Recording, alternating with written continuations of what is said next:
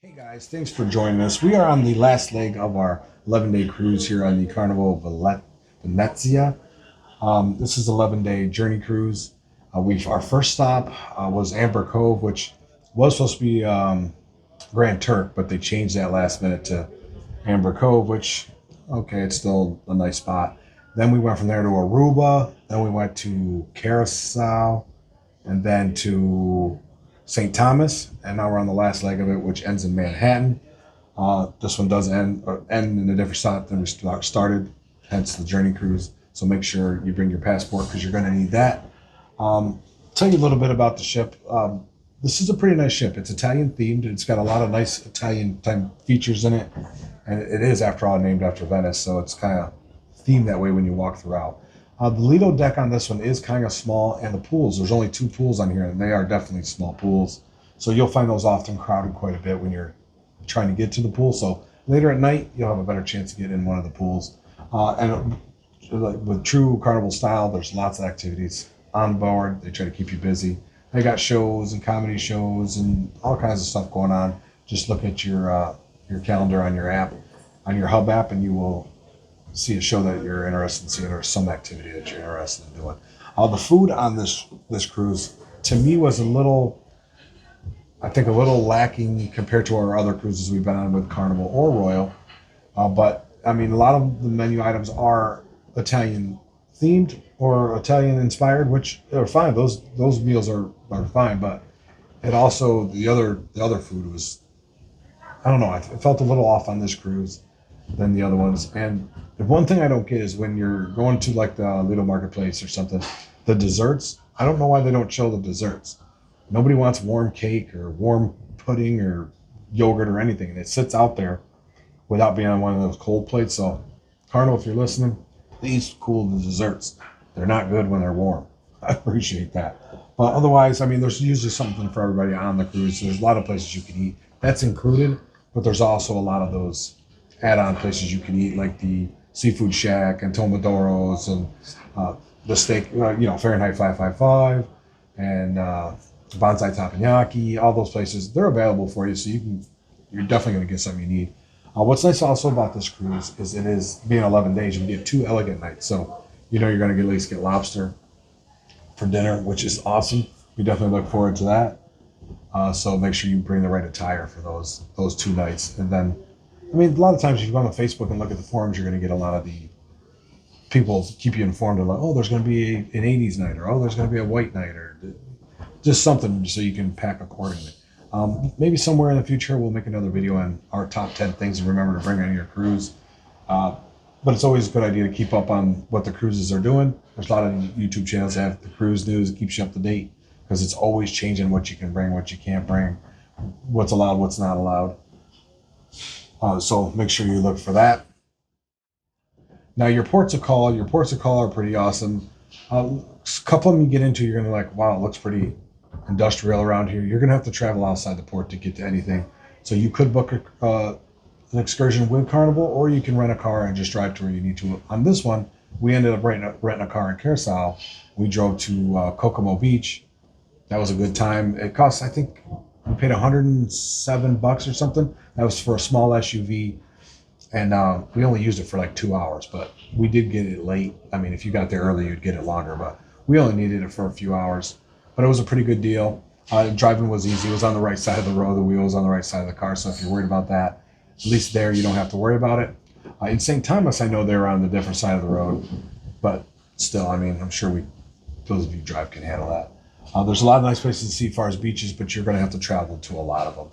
Amber Cove, being Carnival's their own port, they had a lot of stuff going on. You got the zip line, you could pay, I think it was like $7 or something like that for the whole day. They also got the water slide, you can pay like $27 for the whole day. Lots of places to eat and drink, places to shop. Still has all the duty-free stuff that you're used to at the ports, but this one's just owned by Carnival. I'm not sure why they switched ours exactly. I think it was something to do with some kind of food illnesses or something happening in Grand Turk, so they decided to avoid that. So they usually have your best interests in mind when it comes to that. So, but overall, it was a pretty good stop, even though we really wanted Grand Turk, but maybe on a future cruise. Now that I'm thinking about it, in Amber Cove, I think it was $27 for the zip line. Don't quote me. I'll double check and then I'll leave it up here on the screen somewhere how much it actually was for the prices. We probably took a picture of the sign too at some point, but you're going to find something to do at every port. And like I mentioned, on the ship, there's always something going on, so you're going to find yourself busy. Uh, dollar for dollar, cruising is going to be your best value for a vacation with how much how much value you get for your money and how many places you get to go, food being included, entertainment. You're not going to get a better value than a cruise. If you are thinking about cruising for the first time, we'll put another video out maybe on things you could do to save and how you can get a cruise for a good value. I started doing it myself last year. We only started cruising last year, where this is our third one so far since March of last year. So we're wanting to do at least 2 a year to start here. I mean, we'll get more if it rolls into it, but we're going to start doing more and more of these because they are fun. The next one we're looking for Alaska, so maybe keep an eye out for that when we're trying to book that one in there. But dollar for dollar, you're going to get a better value here. There are many ways to save. So I think for us, it worked out to be just over like I want to say $102, $103 a person per day. And there's 3 of us on this cruise. So I think if you can find a cruise with a balcony room for just over $100 or $100 a person a day, you're doing really good. But there are a few things you have to do. I mean, just because you go on there and look up a cruise and you see, oh, the cruise is this much, don't think it's going to stay there. It changes all the time. And a lot of the websites for the cruise lines have a feature where you look up a cruise, it'll let you hold it. I think Carnival's only a day, but like Royal was 5 days. So you see a cruise, just reserve it. Let it hold it for 5 days on Royal or on here for a day. Just hold it. Check it every day. If your price changes, reserve that one. Let the other one expire. And keep doing that until you get to the price range you want, or if it does ever get to where you want it. Plus, you can look for other ways to save money as you do that, because they run sales all the time. So don't forget to check that out. You don't really need a travel agent. We didn't use a travel agent. I just put a lot of research into the cruises. I kept watching the websites myself. And you'll notice once you're on there and you're signing up for the stuff on the website for the cruises, they're going to call you and contact you, and you're going to have your personal cruise consultant that calls you all the time. I've answered those calls, and I've asked them. I've been like, okay, my first question is, can you get me the cruise any cheaper than I've got it? None of the times has they ever been able to get it cheaper than I've already gotten it. So you're not going to get it any cheaper through your personal cruise consultant if you called them. A lot of times the travel agents will say, well, we can get you special deals and group rates on this and this and this. I was watching a video the other day and he was telling me a price on a cruise, and I went on to that website and looked it up. I can get the cruise cheaper than he was quoting the cruise. So it's like, to put the little work in yourself, you're going to reward yourself with a cheaper, fun vacation. So don't forget to check it out yourself. If you guys have any questions, just hit me up down below. I'll tell you certain ways. Plus, like I said, I'm going to put out a couple videos that will explain how you can look for ways to save money, certain things you can do. But like I said, it changes all the time. So put the research in yourself. That way, if the sale's not there or the method's not there, you can look for another way of doing it. But look for that video. It'll be helpful.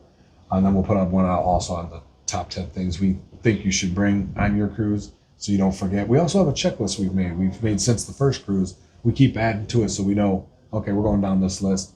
We'll post that in one of our videos so you guys can go down that list and see if there's, oh, I forgot that. Oh, I should bring this, that way you'll know for your cruise.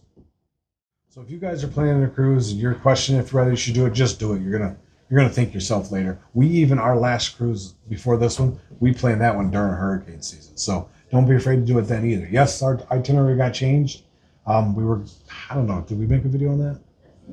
I don't know if we did, but our itinerary got changed on that. So it totally changed it. It was supposed to be a 9-day. They down to 2 and 7, changed all the places we were going.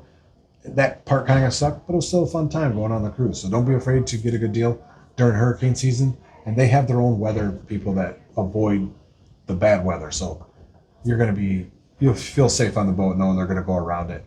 You might miss a port, but don't be afraid to book it then.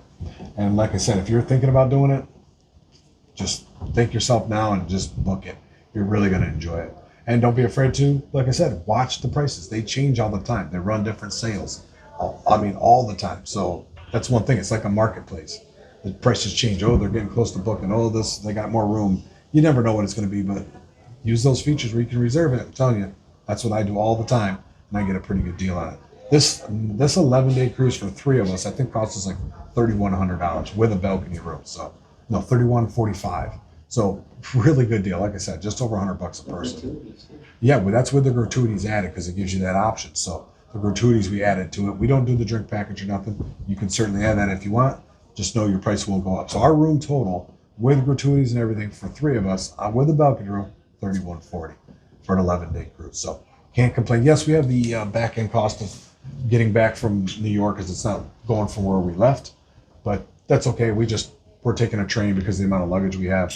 It wouldn't be great on a plane because they charge you so much. So we're going to take the train back down to Florida and still make that part of the trip. It's a good time. So with that being said, guys, if you have any questions, comments, or concerns, don't be afraid to hit us up down below. We'll try to help you in any way we can, especially when it relates to this cruise ship from this cruise, or questions on booking for a cruise. We're not travel agents or anything. I just put a lot of time into research and booking these cruises and find out they're more affordable than you think, especially if you live near a cruise port, because then you don't have to fly anywhere. It's a pretty good deal. So with that being said, guys, thanks for watching. Until next time, try something new.